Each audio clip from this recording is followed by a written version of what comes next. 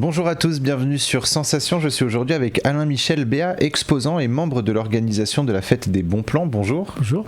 On va parler ensemble de la deuxième édition de la Fête des Bons Plans qui se tiendra les 29 et 30 avril prochains au potager du château de Broglie. Quel est le principe de cet événement ? La tomate, puisque c'est essentiellement le légume phare, enfin le légume ou fruit phare de la manifestation, puisqu'on va avoir quand même 20 variétés différentes, plus de 5000 pieds de tomates, et qui seront proposées à la vente. Et pourquoi la tomate justement ? Est-ce que c'est alors il me semble que c'est un fruit, d'ailleurs c'est considéré comme un fruit.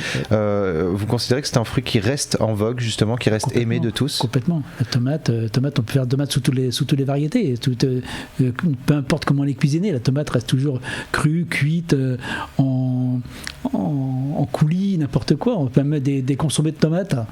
Donc la tomate c'est quelque chose qui est un fruit mythique et tout le monde va aimer la tomate. Et moi le premier. Alors quelles sont par exemple les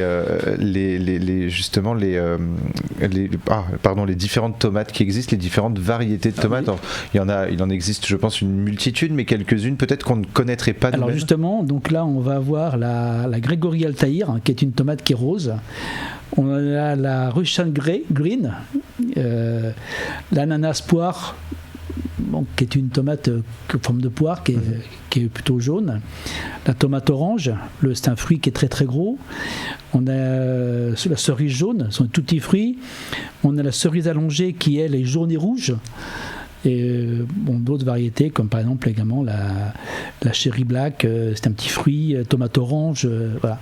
Alors cette année ça sera également l'inauguration de la grande serre au potager qui était restaurée parce que elle était dans un état de ruine. On n'avait pas du tout il n'y avait plus de carreaux, donc on a eu les carreaux l'année dernière et était restaurée. Elle est très belle maintenant et les plants de tomates sont dessous pour attendre le public, voilà. Et quels sont les exposants qui seront présents ? Est-ce que ça sera juste des producteurs de tomates ou de fruits et légumes, ou est-ce qu'il y aura d'autres exposants ? Pas que, également des horticulteurs, des pépénéristes, également des plantes vivaces. On a des primeurs. On a également des plantes fleuries, des plantes grasses, je l'ai dit, des plantes carnivores également. Et le potager du château qui se procède tomates et sa collection de choux. Qu'est-ce qu'on peut dire ? Je vois également dans un autre domaine, il y aura aussi céramique, confiture, tisane, bijoux, livres et miel. Pourquoi faire ce panel, ce choix justement d'exposants et de producteurs locaux assez large ? Parce que c'est parti de la nature, c'est toujours lié à l'idée des plantes, toujours lié à l'idée des plants, des bons plants. Au départ, le miel c'est quoi au départ ? C'est une plante qui est butinée par des insectes certes, mais qui va donner également ce que l'on aime. Et c'est aussi le moyen d'échanger avec les producteurs locaux. Tout à fait. Et il y a un impact beaucoup plus important au niveau des gens quand ils vont, par exemple, quand ils vont voir directement le producteur pour pouvoir discuter des goûts. Que quand on va sur un marché, le miel est de qualité beaucoup moindre, quelquefois même pas. Et oui, justement, en plus il y a une très grosse polémique autour des prix, notamment des fruits. Je parle pas des prix. Quand je parle du miel, je parle pas des prix. Je parle essentiellement au niveau de la qualité du miel. Ah oui, non, moi je parlais des fruits et légumes. La polémique en ce moment qui existe autour des prix des fruits et légumes qui sont en plus exportés. Là justement, c'est l'occasion en même temps de sensibiliser, de valoriser les circuits courts. C'est important pour vous ? Comment ? C'est important pour vous de valoriser justement ces circuits courts, cette production locale ? Bien sûr. Pourquoi aujourd'hui il faut valoriser justement cette production locale ? Quand vous achetez un fruit, quand il n'est pas bio, il n'a pas de goût. Quand vous achetez un fruit qui est poussé naturellement, sans le producteur, celui qui va produire ses fruits, ses légumes même, il va savoir exactement ce qu'il faut, quel goût il va avoir. Et donc il va pousser naturellement. Tandis que quand on va faire je vais en supermarché, c'est en général de serre qui poussaient des engrais. Et actuellement, il y a des tomates qui sont vendues dans le supermarché, elles n'ont pas de goût, quoi. Alors en 2022, on avait déjà reçu une personne de l'organisation de la fête des bons plans de Broglie. On avait justement indiqué que les circuits courts, la consommation locale était de plus en plus populaire. On l'a vu notamment pendant le Covid, les citoyens se sont tournés vers les producteurs locaux. Mais depuis un retour à la normale, nombreux sont ceux qui ont retrouvé le chemin des supermarchés. À côté de ça, les circuits courts sont une volonté politique départementale, régionale, nationale et même européenne. Est-ce que sur le territoire, la consommation en circuits courts reste en vogue selon vous ? J'espère. Je peux vous répondre, mais j'espère. Il faut de toute façon que justement les territoires, alors on va surtout parler au niveau départemental ou même intercommunal, qui arrivent à soutenir justement les producteurs locaux pour donner un peu plus de visibilité à ces producteurs. Bien sûr. Alors, pour l'événement, des acteurs régionaux, des écoles de maraîchage bio et même les scolaires de Broglie seront présents et animeront ce week-end. Quelle surprise attendent les visiteurs ? Je serais tenté de dire qu'il faut venir voir sur place pour vous donner une idée. La surprise, c'est compliqué à dire. On peut pas parler de surprise. On peut pas.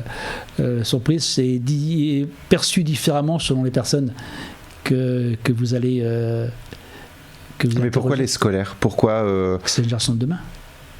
Ça c'est intéressant justement. Pourquoi c'est la génération de demain ? Il faut aujourd'hui pareil les sensibiliser sur ces productions locales. Plus la jeunesse va être sensibilisée jeune, plus elle va être perceptive à problème de l'environnement, problème de la biodiversité, aussi bien au niveau plante qu'au niveau animal. Et il faut à tout prix que la jeunesse se sente intéressée et motivée. Si on les laisse à l'écart, si on n'en parle pas avec eux comment ça va se passer, ils s'en ficheront. Il y a également des expositions qui seront organisées, expositions vente du coup de fruits et légumes. On pourra repartir avec nos propres fruits et légumes. Les tomates notamment. Est-ce qu'il y aura des idées de recettes aussi ? Alors, en général, les producteurs de tomates, je pense qu'ils sont assez, ils connaissent assez justement les recettes, etc. Est-ce qu'on pourra repartir avec une petite recette pour la faire le soir ? J'ai pas d'infos à ce niveau-là. Je pense que les producteurs typiquement pourront aisément nous conseiller. Je pense aussi, sachant que là, je crois également que autour du jardin, il y a des personnes qui font. Je sais que Madame Leva, Brigitte Leva, qui est une autrice, fait écrire des ouvrages sur les légumes, donne différents types de recettes qu'on peut faire avec les légumes, et notamment avec les restes. Et également un producteur d'huile de lin qui va être présent. Donc il y aura, je pense, assez de... Je pense des gens qui vont donner des recettes, oui. C'est ça. L'événement commence à 10h et se termine à 18h, les deux journées. Oui. C'est un événement d'ailleurs qui est gratuit pour les moins de 18 ans, donc finalement on revient avec cet intérêt pour la jeunesse. Qu'est-ce que vous allez faire, vous, pendant cet événement ? Je suis entomologiste déjà de base, et je vais exposer notamment des frelons asiatiques, des frelons européens, toutes sortes de différents types de frelons qu'on peut trouver en France, enfin spécialement en Normandie. Et à côté, je vais dédicacer mes ouvrages, puisque je suis également romancier. Donc quand je parle des ouvrages, je parle des ouvrages d'entomologie que j'ai écrits. J'en ai écrit 3, et un nouveau bouquin que j'ai sorti sur les crèches de Noël, qui fait sensation, puisque beaucoup m'ont demandé de le réserver. Et quelle est la particularité des frelons, justement, parce qu'on en croise de temps en temps, on en a même peur le plus souvent. Quelle est cette particularité ? Pourquoi cette presque passion pour les frelons ? Je dirais que c'est un régulateur. Un régulateur, c'est le frelon, ça va être le fossoyeur des pommes pourries, parce que au moment je consomme beaucoup de fruits, il va également consommer des insectes pour nourrir ses larves. Et le frelon, s'il n'y avait pas de frelon, il n'y aurait pas du tout de... ça pourrirait, et donc il n'y aurait pas vraiment, on va dire, d'un échange au niveau animal-fruit. Cette année, c'est donc la deuxième édition. Quel bilan faites-vous de la première fête des bons plans en 2022, et est-ce qu'on peut espérer une autre édition, une troisième édition ? Alors j'espère que la deuxième sera aussi bonne que la première. La première était une réussite. La deuxième, on n'aura pas aussi chaud que l'année dernière, mais normalement on va avoir du beau temps, on l'espère, Et 3e édition, pourquoi pas, au contraire, avec plaisir. On espère pour vous, hein, justement, une 3e édition. Merci beaucoup, Alain-Michel Béat, d'avoir été avec nous sur Sensation. Donc, je rappelle que la fête des bons plans est au potager de Broglie les 29 et 30 avril prochains. Pour plus d'informations, on peut se rendre sur le Facebook le potager de Broglie. Et pour revoir ou réécouter cette émission, rendez-vous sur notre site et notre application Radio Sensation.